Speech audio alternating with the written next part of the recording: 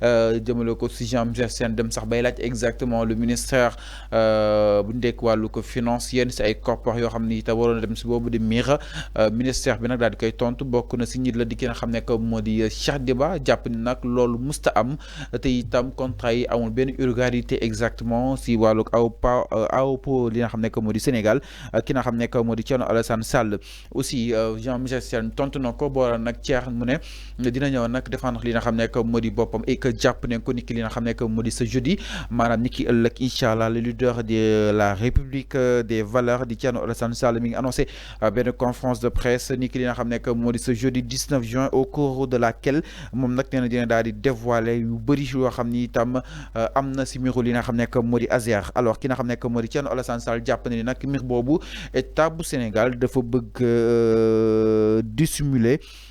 yenn si ay mbir bu ko nëbb si boobu de nga xam ne que mu di dossier waaye moom lépp suba incha allah dina ko daal di wax donc nag mu doon benn message boo xam ni itam fësal na ko sur ses réseaux et sur ses canaux officiels.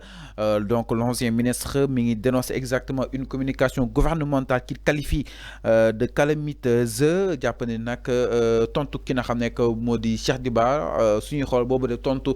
dalul xelam te itam suba incha allah dina si ñëw gën ko yaatal lii nëbbu mu daal di koy feeñal exactement dans l'anarchie publique donc nag moom ki nga xam ne que moo di Thierno Alassane Sall mi ngi dénoncé le ministère des finances et du budget di ki nga xam ne que moo di Cheikh Diba sur sa récente sortie selon lui yëf yi nag day gën a aggraver soupçon yi nga xam ne itam am nañ ko si par rapport ak boobu di miir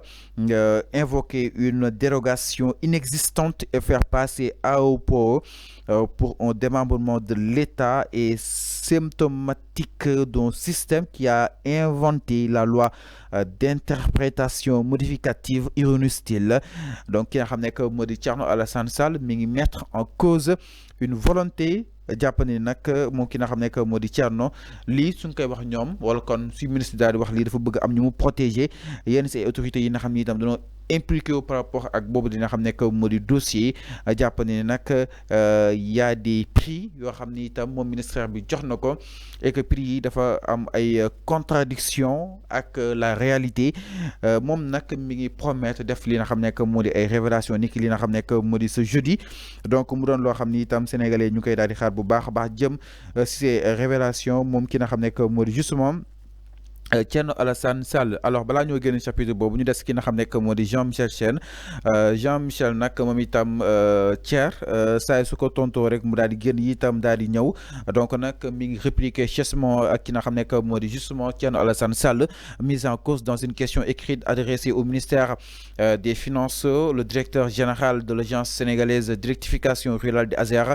ki nga xam ne que moo di Jean-Michel Sène nag mu daal di répliquer contre ki nga xam ne que moo di Thierno Alassane si benn déclaration bi nga xam ni itam def na ko alors mi ngi accusé l'ancien ministre d'instrumentaliser le dossier à des fins politiques maanaam dossier AOPO Sénégal ki nga xam ne que moo di Jean-Michel Sène jàpp na ni ki nga xam ne que moo di Thierno Alassane Sall du ko bëgg a defee rek wàllu politique waaye itam bëgg a tirer exactement ses ficelles bëgg a exister dans l'anarchie waaye itam dans des débats te itam la wóor na ko daal di war a mën a éviter boppam donc nag mi ngi accusé que ni loolu nag du mës a doon li nga xam ne que moo di dossier politique dossier yoo xam ne dem dossier yu am solo la ki nga xam ne que moo di AOPO Sénégal nag Jean-Michel Sène mu koy daal di défendre que ni dina daal di viser daal di électrifier lu daal di toll si 1740 localités rurales donc nag ki nga xam ne que moo di Jean-Michel Sène mi ngi affirmer que ni garantie yi nga xam ni itam mettre nañ ko en cause délivré nañ ko dès son arrivée à la tête de l'ASER moom tamit ki nga xam ne que moo di Jean-Michel Sène mi ngi invité Thierno Alassane Sall en débat public maanaam ñu daal di toog penco li nga xam ne que mooy boobu di dossier ñu daal di koy waxtaane ñoom ñaar idée contre idée ki nga xam ne que moo di Jean-Michel bëgg na loolu si ki nga xam ne que moo di Thierno Alassane Sall donc nag ma ni kon ginnaaw ban daal di wane ginnaaw benn dossier bu li nga xam ne que moo di cadre dans le cadre de Africa Energy Forum loolu nag mbokk yi mu daal di jox li nga xam ne que moo di ay questions yoo xam ni itam moom Thierno Alassane Sall bindoon na ko ministère bi donc nag ministre bi tontu na ko moom Thierno Alassane Sall nag tontu boobu dalul xelam jàpp nañ li ministre bi wax ak aussi yëf yi nu mu demee bokkul suba incha allah dinañ daal di xaar li nga xam ne que moo di ay dévelage mais en tout cas jàpp ni ki nga xam ne que moo di Jean-Michel Sène wala na ko si benn débat boo xam ni itam ñoom ñaar dañ ko fa daal di war a mën a sekk daal di war a mën a waxtaanee ak li nga xam ne que moo di réew mi ak li nga xam ni itam moo daal di ñeel li askan wi daal di war a mën a xaar ni si ñoom. alors ñu daal di ñëw itam si leneen sans plus tarder ñu daal di ñëw si ki nga xam ne que moo di Cheikh Moussa Diagne moom nag Cheikh Moussa dafa doon yëkkati ay kàddu jëmale ko si li nga xam ne que moo di téere Alxuraan suñu borom kàddu yu yéemeek yéeme mu waroon nag procureur daal di autosaisir si boobu de dossier daal di koy woolu moom ki nga xam ne que moo di Cheikh Moussa Diagne ñu koy daal di toppee pour offense à la morale publique et à incitation à la haine religieuse daal di koy condamné 6 mois de prison ferme waaye itam amende bu daal di toll si 200 000 francs donc le marabout dafa defoon benn vidéo nit ki li nga xam ne que moo di le 15 mai foofu si diwaanu Foundiougne la ko daal di arrêté sax sa 15 mai là par la division spéciale de cybercriminalité suite à la division ay déclaration du ko jëmee si li nga xam ne que moo di réseau yi moom le guide de la mouvance yàlla mu daal déclaré woon en wolof que ni ay dàllam am na lu mu gën jarul ñu ñëwaat si wax ji parce que wax yu yéeme la dem bay jël ay dàllam di ko daal di tëkkaleeg exactement téere Alxuraan suñu borom moom nag jàpp ni dàllam sax moo en tout cas du ñëw si kàddu gi donc mu nekk kàddu yu garaaw rus nañ si daal di ñëwaat donc nag Alxuraan gi nga xam ni itam jël na ko néewal ko di ko comparé ak ay dàllam moo waral procureur daal di interpellé yoon ak wàllu yoonal activé li nga xam ne moo di la division spéciale de cybercriminalité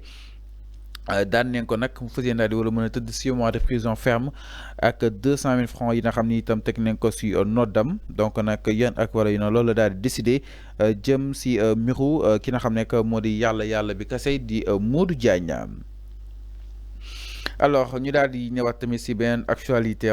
vu que ni da nga koy xaw a fas xaak si li nga xam ne que moo di li gën a fas wàllu actualité bi bokk na si li nga xam ne que moo di le député maire des Agnam di ki nga xam ne que moo di Farba Ngom donc nag l' état de santé du député maire des Agnam Mouhamadou Ngom Farba boobu ba tey mi ngi wéy di soulever exactement benn inquiétude au sein de ses proches waaye itam bokk na si de ses avocats donc nag tey jii d' après le rapport bi nga xam ni itam moom le juge d'instruction bu PJF daal di communauté xool li nga xam ne que moo di la condition physique bu Farba est-ce que nekkul di détérioré par rapport ak li nga xam ne que moo di si prison bi waaw wala déet en tout cas donc le rapport médical li lay daal di établir te ki ko def nag mooy professeur Alassane Mbaye nekk cardiologue foofu sa nag hôpital général Idrissa Pouye bu Grand Yoff et sans appel moom nag ki nga xam ne que moo di le marchand donc je cite exactement ces propos l'état de santé du député Mouhamadou Ngom di Farba n'est pas compatible avec la vie en détention moom jàpp na ni nag ki nga xam ne que moo di Farba Ngom santeem ak wér-gu-yaramam àndul ak li nga xam ne que moo di dundu kaso bi mu nekk benn conclusion boo xam ni itam boobu ba tey mi ngi alimenté yenn si ay appel ñu daal di may li nga xam ne que moo di Farba une liberté provisoire pour des raisons médicales donc nag ces avocats ni ki noonu mooy ñoom maître Doudou Ndoye et compagnie daal di saisir le président du collège des juges d'instruction du pôle financier judiciaire pour daal di sàkku ñu daal di may ki nga xam ne que moo di Farba Ngom benn liberté provisoire ñoom itam ñi ngi plaider pour une décision fondée sur les principes d'humanité waaye itam ñi garantir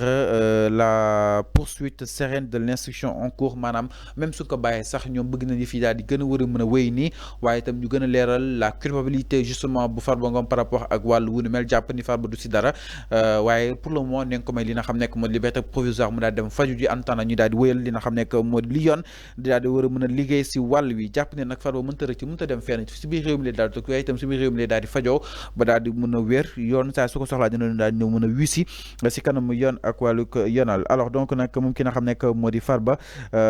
donc pour le moment donc il est possible d'administrer la justice sans mettre en péril ce qui est plus cher que la justice elle-même maanaam li gën a cher justice mooy humanité ki nga xam ne que moo di ses avocats ñi ngi sàkku la justice mu daal dawal humanisme par rapport ak mbiru ki nga xam ne que moo di Farba Ngom ñu bàyyi ko mu daal di dellu li nga xam ne que moo di këram pour des raisons purement médicales donc la balle est désormais dans le camp de la justice appelée à statuer entre impératif judiciaire et exigence sanitaire manam li justice bi daal di wala mën a soxla waaye itam ak exigence bi nga xam ni itam am na si wàllu wér-gu-yaram ki nga xam ne que moo di Farba mu doon loo xam ni itam yan ak wàllu yanal suñu xool ñoom maître Doudou Ndoye et compagnie sisir neen li nga xam ne que moo di le juge pour rek jàpp ni lii jot na sëkk nag pour ñu daal di bàyyi ki nga xam ne que moo di Farba donc Farba nag jàpp ni itam boobu des rapports médical et c'est un rapport médical accablant agite le dossier judiciaire donc mun na la doon tournant bu yees tax si mbiru ki nga xam ne que moo di Farba Ngom donc nag boobu de li nga xam ne que moo di rapport médical bi nga xam ne itam moom la Alassane Mbaye Kadior désigné par le président du collège des juges daal di def tax na nag ñu daal di jàpp ne nag condition de vie yi nga xam ni itam moom la nekk foofu daanu kaso bi méngoo ak li nga xam ne que moo di wér-gu-yaramam et que pour ça loolu mu daal fay gën a toog mën na gën a aggraver ces pathologies existantes déjà moom ki nga xam ne que moo di Farba yi nga xam ne itam am na ko mën na ko gën a yokk déjà si yaramam mu juróo ko aussi yenn tawat ak yenn jàngoro donc nag mu doon ay risques yoo xam ni itam moom Farba dina ko daal dund en étant en prison dans un délai imprévisible plaidant ainsi pour une prise en charge dans un environnement médical plus approprié maanaam plus approprié c'est-à-dire benn environnement boo xam ne itam moo gën a mën a mucc ayib que ñu koy bàyyi si li nga xam ne moo di kaso bi mu nekk benn constat alarmant boo xam ni itam def nañ ko jëm ko si maire des Agnam di Farba Ngom sollicité encore une fois benn requête de liberté provisoire boo xam ni itam jamono ji dafa daal di fondé wu si ay motifs médicaux donc une alerte clinique sobre mais explicite qui pourrait influencer le cours de la procédure judiciaire en cours donc aucune décision officielle jamono ji nag renduñu ko par le juge d'instruction waaye ses avocats nag saisir na ko par rapport ak li nga xam ni itam moom médecin bu mu jël pour mu daal di koy saytul loolu la ko daal di wax si ki nga xam ne moo di Farba mais les prochains jours exactement peut-être mi ngi annoncé yenn si ay annonce cruciaux par rapport ak la suite à donner si miro ki nga xam ne moo di Farba daal di koy impliqué si wàllu bu nu mel donc nag Farba mu doon benn ko figure politique bien connue de la scène nationale. Alors chers téléspectateurs, ça a été un plaisir